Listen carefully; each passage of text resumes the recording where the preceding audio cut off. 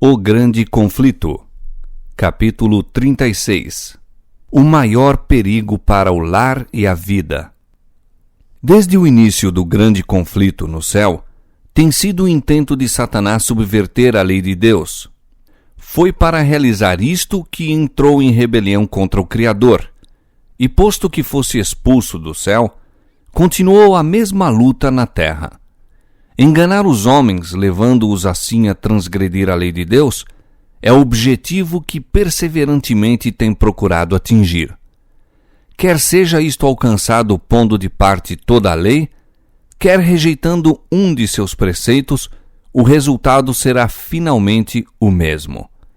Aquele que tropeçar em um só ponto manifesta desprezo pela lei toda. Sua influência e exemplo estão do lado da transgressão. Torna-se culpado de todos. Tiago capítulo 2, verso 10. Procurando lançar o desprezo sobre os estatutos divinos, Satanás perverteu as doutrinas da Escritura Sagrada e assim se incorporaram erros na fé alimentada por milhares dos que professam crer nas Escrituras. O último grande conflito entre a verdade e o erro não é senão a luta final da prolongada controvérsia relativa à lei de Deus. Estamos agora a entrar nesta batalha entre as leis dos homens e os preceitos de Jeová, entre a religião da Bíblia e a religião das fábulas e da tradição. As forças que se unirão contra a verdade e a justiça nessa contenda estão já a operar ativamente. A santa palavra de Deus, que nos foi legada a tão grande preço de sofrimento e sangue, é tida em pouca conta. A Bíblia está ao alcance de todos, mas poucos há que realmente a aceitem como guia da vida. A incredulidade prevalece em assustadora proporção, não somente no mundo, mas também na igreja. Muitos têm chegado a negar doutrinas que são, com efeito, as colunas da fé cristã. Os grandes fatos da criação, conforme são apresentados pelos escritores inspirados, a queda do homem, a expiação, a perpetuidade da lei de Deus, são praticamente rejeitados, quer no todo, quer em parte, por vasta proporção do mundo que professa o cristianismo. Milhares que se orgulham de sua sabedoria e independência consideram como prova de fraqueza depositar implícita confiança na Bíblia. Acham que é prova de talento e saber superiores cavilar a respeito das Escrituras Sagradas e espiritualizar e explicar evasivamente suas mais importantes verdades. Muitos ministros estão ensinando ao povo e muitos lentes e professores estão a instruir os estudantes que a lei de Deus foi mudada ou abrogada. E os que consideram suas reivindicações ainda como válidas, devendo ser literalmente obedecidas, são julgados merecedores apenas de ridículo e desdém. Rejeitando a verdade, os homens rejeitam o seu autor. Conculcando a lei de Deus, negam a autoridade do legislador. É tão fácil fazer um ídolo de falsas doutrinas e teorias como talhá-lo de madeira ou pedra. Representando falsamente os atributos de Deus, Satanás leva os homens a olhá-lo sob falso prisma. Para muitos, um ídolo filosófico é entronizado em lugar de Jeová, enquanto o Deus vivo, conforme é revelado em sua palavra, em Cristo e nas obras da criação, é adorado apenas por poucos. Milhares deificam a natureza, enquanto negam o Deus da natureza. Posto que, de forma diversa, existe hoje a idolatria no mundo cristão tão verdadeiramente como existiu entre o antigo Israel nos dias de Elias. O Deus de muitos homens que se professam sábios, de filósofos, poetas, políticos, jornalistas, o Deus dos seletos centros da moda, de muitos colégios e universidades, mesmo de algumas instituições teológicas, pouco melhor é do que Baal, o deus Sol da Fenícia. Nenhum erro aceito pelo mundo cristão fere mais audaciosamente a autoridade do céu, nenhum se opõe mais diretamente aos ditames da razão, nenhum é mais pernicioso em seus resultados do que a doutrina moderna, que tão rapidamente ganha terreno, de que a lei de Deus não mais vigora para os homens. Toda nação tem suas leis que impõem respeito e obediência. Nenhum governo poderia existir sem elas. E pode-se conceber que o Criador dos céus e da terra não tenha lei para governar os seres que fez? Suponde que clérigos preeminentes estivessem a ensinar publicamente que os estatutos que governam seu país e protegem os direitos de seus cidadãos não são obrigatórios, que cerceiam a liberdade do povo e, portanto, não devem ser obedecidos. Quanto tempo seriam tolerados esses homens no púlpito? É, porém, ofensa mais grave desatender às leis dos estados e nações do que pisar os preceitos divinos que são o fundamento de todo o governo? Seria muito mais razoável que nações abolissem seus estatutos e permitissem ao povo fazer o que lhe aprovesse, do que o governador do universo anular sua lei e deixar o mundo sem uma norma para condenar o culpado ou justificar o obediente. Qual seria o resultado de abolir a lei de Deus? A experiência já foi feita. Terríveis foram as cenas perpetradas na França quando o ateísmo se tornou o poder dirigente. Demonstrou-se então ao mundo que sacudir as restrições estabelecidas por Deus corresponde a aceitar o governo do mais cruel dos tiranos. Quando a norma da justiça é posta de lado, abre-se o caminho ao príncipe do mal para estabelecer seu poder na terra. Quando quer que os preceitos divinos sejam rejeitados, o pecado deixa de parecer repelente ou a justiça desejável. Os que se recusam a sujeitar-se ao governo de Deus são de todo inaptos para se governarem a si próprios. Mediante seus perniciosos ensinos, implanta-se o espírito de rebeldia no coração das crianças e jovens, por natureza adversos à disciplina, tendo isso como resultado a ilegalidade e desregramento na sociedade. Ao mesmo tempo em que escarnecem da credulidade dos que obedecem aos preceitos de Deus, as multidões avidamente aceitam os enganos de Satanás, dão rédeas à concupiscência e praticam os pecados que atrairiam juízo sobre os ímpios. Os que ensinam o povo a considerar com leviandade os mandamentos de Deus semeiam desobediência para colherem desobediência. Rejeite-se completamente a restrição imposta pela lei divina e as leis humanas logo serão desatendidas. Visto que Deus proíbe as práticas desonestas, a cobiça, a mentira, a fraude, os homens estão prontos a conculcar os seus estatutos como estorvo à prosperidade mundana. Não se dão conta, porém, dos resultados que adviriam de banir os preceitos divinos. Se a lei não estivesse em vigor, por que temer transgredi-la? A propriedade não mais estaria segura. Os homens obteriam pela violência as posses de seus semelhantes, e o mais forte se tornaria o mais rico. A própria vida não seria respeitada. O voto matrimonial não mais permaneceria como o baluarte sagrado para proteger a família. O que tivesse forças tomaria, se o quisesse, pela violência, a esposa de seu próximo. O quinto mandamento seria posto de parte, juntamente com o quarto. Filhos não recuariam de tirar a vida a seus pais, se assim fazendo pudessem satisfazer ao desejo do coração corrompido. O mundo civilizado se tornaria uma horda de salteadores e assassinos, e a paz, o descanso e a felicidade desapareceriam da terra. A doutrina de que os homens estão isentos da obediência aos mandamentos de Deus já tem debilitado a força da obrigação moral, abrindo sobre o mundo as comportas da iniquidade. Ilegalidade, dissipação e corrupção nos assoberbam qual maré esmagadora.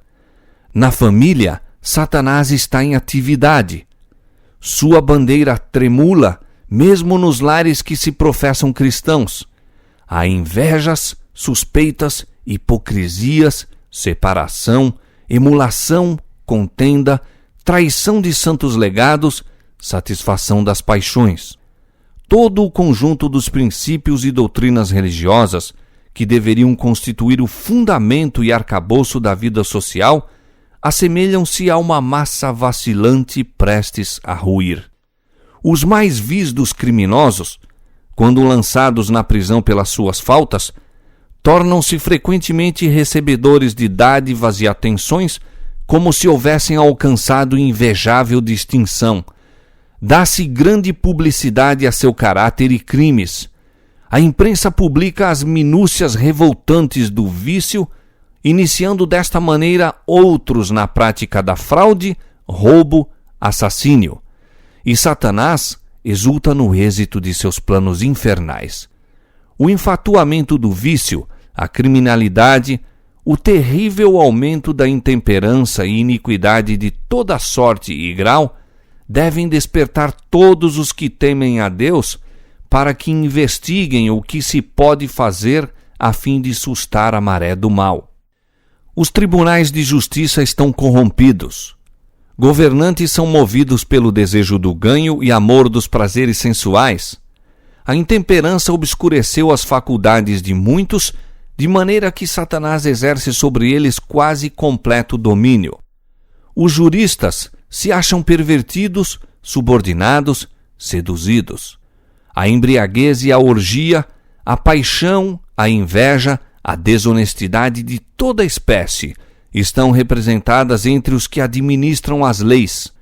A justiça se pôs longe, porque a verdade anda tropeçando pelas ruas e a equidade não pode entrar. Isaías capítulo 59, 14. A iniquidade e trevas espirituais que prevaleceram sob a supremacia de Roma foram resultado inevitável da supressão das Escrituras. Onde, porém, se deve encontrar a causa da generalizada incredulidade, da rejeição da lei de Deus e consequente corrupção sob o amplo fulgor da luz evangélica numa época de liberdade religiosa?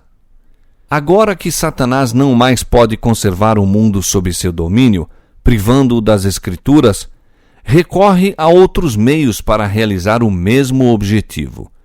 Destruir a fé na Bíblia serve tão bem a seu propósito como o destruir a própria Bíblia. Introduzindo a crença de que a lei de Deus não mais vigora, leva os homens à transgressão de um modo tão eficaz como se fossem completamente ignorantes acerca de seus preceitos. E hoje, como nos séculos passados, está a operar mediante a Igreja a fim de favorecer os seus desígnios. As organizações religiosas da época têm recusado ouvir as verdades impopulares claramente apresentadas nas Escrituras e, combatendo-as, adotaram interpretações e assumiram atitudes que têm espalhado largamente as sementes do ceticismo. Apegando-se ao erro papal da imortalidade natural e consciência do homem na morte, rejeitaram a única defesa contra os enganos do Espiritismo. A doutrina do tormento eterno tem levado muitos a descrer da Escritura Sagrada. E ao insistir-se com o povo acerca das reivindicações do quarto mandamento, verifica-se que a observância do sábado do sétimo dia é ordenada, e como único meio de livrar-se de um dever que não estão dispostos a cumprir, declaram muitos ensinadores populares que a lei de Deus não mais está em vigor. Repelem, assim, a lei e o sábado juntamente. À medida que se estende a obra da reforma do sábado, esta rejeição da lei divina para evitar as reivindicações do quarto mandamento se tornará quase universal. Os ensinos dos dirigentes religiosos abriram a porta à incredulidade, ao espiritismo e ao desdém para com a santa lei de Deus. E sobre esses dirigentes repousa a terrível responsabilidade pela iniquidade que existe no mundo cristão.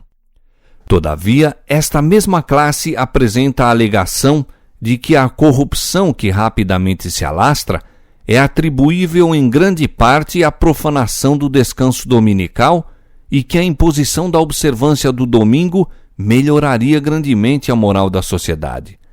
Insiste-se nisto especialmente na América do Norte, onde a doutrina do verdadeiro sábado tem sido mais amplamente pregada.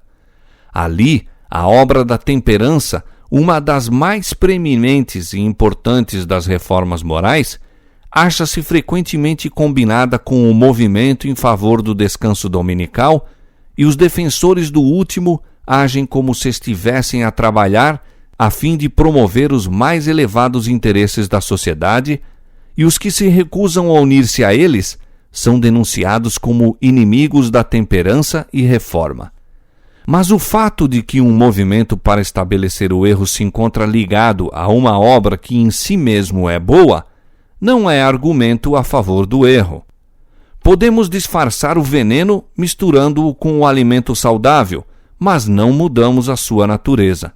Ao contrário, torna-se mais perigoso o veneno, visto ser mais fácil que ele seja tomado inadvertidamente. É um dos ardis de Satanás combinar com a falsidade precisamente uma porção suficiente de verdade para que lhe dê caráter plausível. Os dirigentes do movimento em favor do domingo podem advogar reformas que o povo necessita, princípios que se acham em harmonia com a Escritura Sagrada. Contudo, enquanto houver com eles uma exigência contrária à lei de Deus, seus servos não se lhes poderão unir. Nada os pode justificar de pôr à parte os mandamentos de Deus, optando pelos preceitos dos homens. Mediante os dois grandes erros, a imortalidade da alma e a santidade do domingo, Satanás há de enredar o povo em suas malhas. Enquanto o primeiro lança o fundamento do espiritismo, o último cria um laço de simpatia com Roma. Os protestantes dos Estados Unidos serão os primeiros a estender as mãos através da voragem para apanhar a mão do espiritismo. Estender-se-ão por sobre o abismo para dar mãos ao poder romano. E, sob a influência desta tríplice união, este país seguirá as pegadas de Roma, conculcando os direitos da consciência. Imitando mais de perto o cristianismo nominal da época, o espiritismo tem maior poder para enganar e enredar. O próprio Satanás está convertido conforme a nova ordem de coisas. Ele aparecerá no aspecto de anjo de luz. Mediante a agência do espiritismo, operar-se-ão prodígios, os doentes serão curados e se efetuarão muitas e inegáveis maravilhas. E como os espíritos professarão fé na Escritura Sagrada e demonstrarão respeito pelas instituições da Igreja, sua obra será aceita como manifestação do poder divino. A linha de separação entre cristãos professos e ímpios é agora dificilmente discernida. Os membros da Igreja amam o que o mundo ama e estão prontos para se unirem a ele, e Satanás está resolvido a uni-los em um só corpo e assim fortalecer sua causa, arrastando-os todos para as fileiras do espiritismo. Os romanistas, que se gloriam dos milagres como o sinal certo da verdadeira Igreja, serão facilmente enganados por este poder operador de prodígios. E os protestantes, tendo rejeitado o escudo da verdade, serão também iludidos. Romanistas, protestantes e mundanos juntamente aceitarão a forma de piedade destituída de sua eficácia e verão nesta aliança um grandioso movimento para a conversão do mundo e o começo do milênio há tanto esperado. Por meio do espiritismo, Satanás aparece como benfeitor da humanidade, curando as doenças do povo e pretendendo apresentar um novo e mais elevado sistema de fé religiosa. Ao mesmo tempo, porém, ele opera como destruidor. Suas tentações estão levando multidões à ruína. A intemperança destrona a razão. Seguem-se a satisfação sensual, a contenda e a matança. Satanás deleita-se na guerra, pois esta excita as mais vis paixões da alma arrastando então para a eternidade as suas vítimas engolfadas no vício e sangue. É seu objetivo incitar as nações à guerra umas contra as outras, pois pode assim desviar o espírito do povo da obra de preparo para estar em pé no dia de Deus. Satanás também opera por meio dos elementos a fim de enceleirar sua messe de almas desprevenidas. Estudou os segredos dos laboratórios da natureza e emprega todo o seu poder para dirigir os elementos tanto quanto o permite Deus. Quando lhe foi permitido afligir a Jó, quão rapidamente rebanhos e gado, servos, casas, filhos foram assolados, seguindo-se em um momento uma desgraça a outra. É Deus que protege as suas criaturas, guardando-as do poder do destruidor. Mas o mundo cristão mostrou desdém pela lei de Jeová, e o Senhor fará exatamente o que declarou que faria. Retirará suas bênçãos da terra, removendo o seu cuidado protetor dos que se estão rebelando contra a sua lei e ensinando e forçando outros a fazerem o mesmo. Satanás exerce domínio sobre todos os que Deus não guarda especialmente. Ajudará e fará prosperar alguns, a fim de favorecer os seus próprios intuitos. Trará calamidade sobre outros e levará os homens a crer que é Deus que os aflige.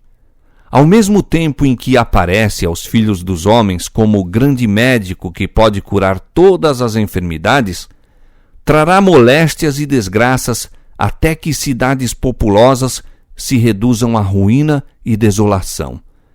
Mesmo agora está ele em atividade. Nos acidentes e calamidades no mar e em terra, nos grandes incêndios, nos violentos furacões e terríveis saraivadas, nas tempestades, inundações, ciclones, ressacas e terremotos, em toda parte e sob milhares de formas, Satanás está exercendo o seu poder. Destrói a seara que está a madurar e seguem-se fome, angústia. Comunica ao ar infecção mortal e milhares perecem pela pestilência. Estas visitações devem tornar-se mais e mais frequentes e desastrosas. A destruição será tanto sobre o homem como sobre os animais. A terra pranteia e se murcha. Enfraquecem os mais altos dos povos. Na verdade, a terra está contaminada por causa dos seus moradores, porquanto transgridem as leis, mudam os estatutos e quebram a aliança eterna. Isaías capítulo 24, versos 4 e 5. E então o grande enganador persuadirá os homens de que os que servem a Deus estão motivando esses males. A classe que provocou o descontentamento do céu atribuirá todas as suas inquietações àqueles cuja obediência aos mandamentos de Deus é perpétua reprovação aos transgressores.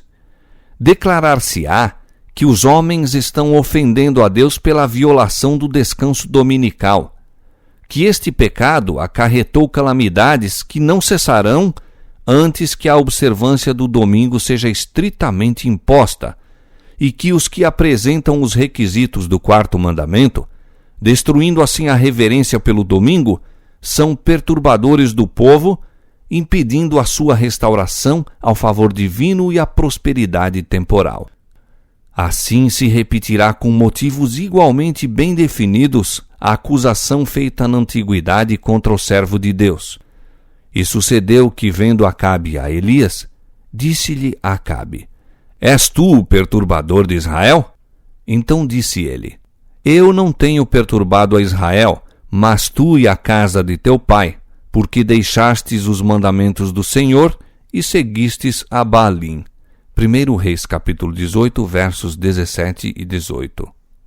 Ao despertar-se a ira do povo por meio de falsas acusações, agirão para com os embaixadores de Deus de modo muito semelhante àquele que o apóstata Israel seguiu em relação a Elias. O poder operador de milagres, manifesto pelo Espiritismo, exercerá sua influência contra os que preferem obedecer a Deus a obedecer aos homens. Comunicações por parte dos espíritos declararão que Deus os enviou para convencer de seu erro os que rejeitam o domingo, afirmando que as leis do país deveriam ser obedecidas como a lei de Deus. Lamentarão a grande impiedade do mundo, secundando o testemunho dos ensinadores religiosos de que o estado de aviltamento da moral se deve à profanação do domingo.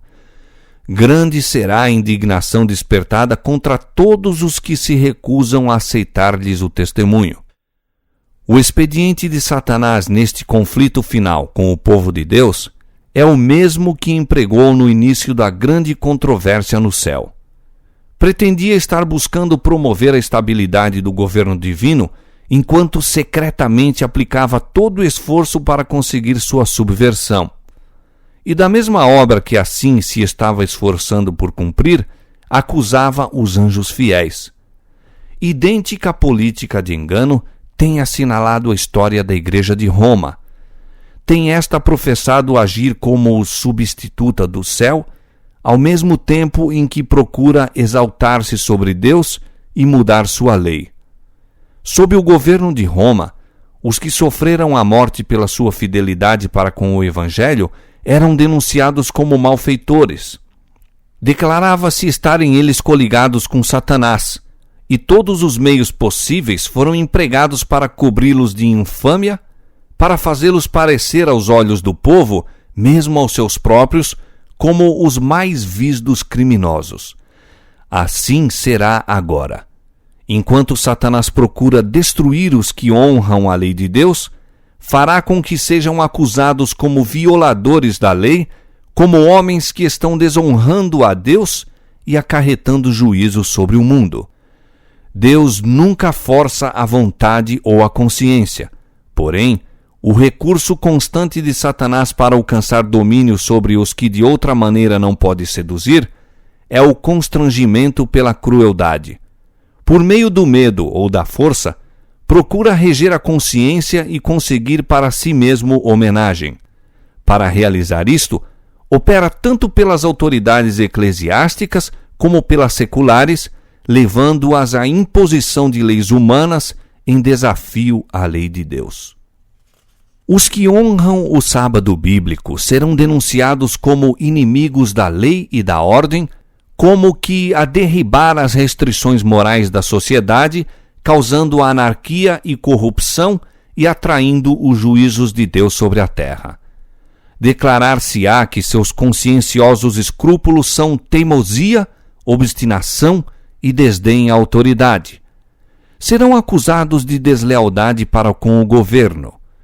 Ministros que negam a obrigação da lei divina apresentarão do púlpito o dever de prestar obediência às autoridades civis como ordenadas de Deus.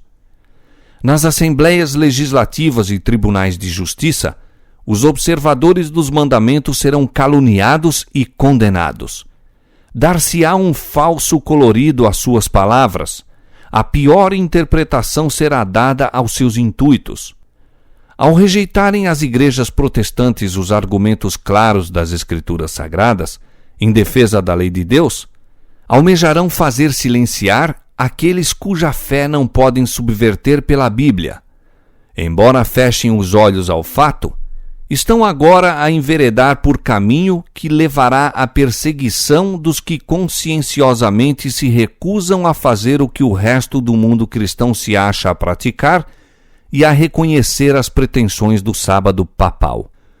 Os dignitários da Igreja e do Estado unir-se-ão para subornar, persuadir ou forçar todas as classes a honrar o domingo.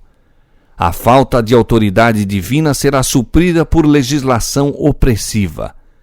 A corrupção política está destruindo o amor à justiça e a consideração para com a verdade, e mesmo na livre América do Norte, governantes e legisladores, a fim de conseguir o favor do público, cederão ao pedido popular de uma lei que imponha a observância do domingo.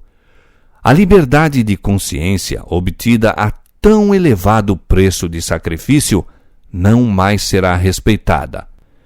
No conflito prestes a se desencadear, veremos exemplificadas as palavras do profeta. O dragão irou-se contra a mulher e foi fazer guerra ao resto da sua semente, os que guardam os mandamentos de Deus e têm o testemunho de Jesus Cristo. Apocalipse capítulo 12, verso 17.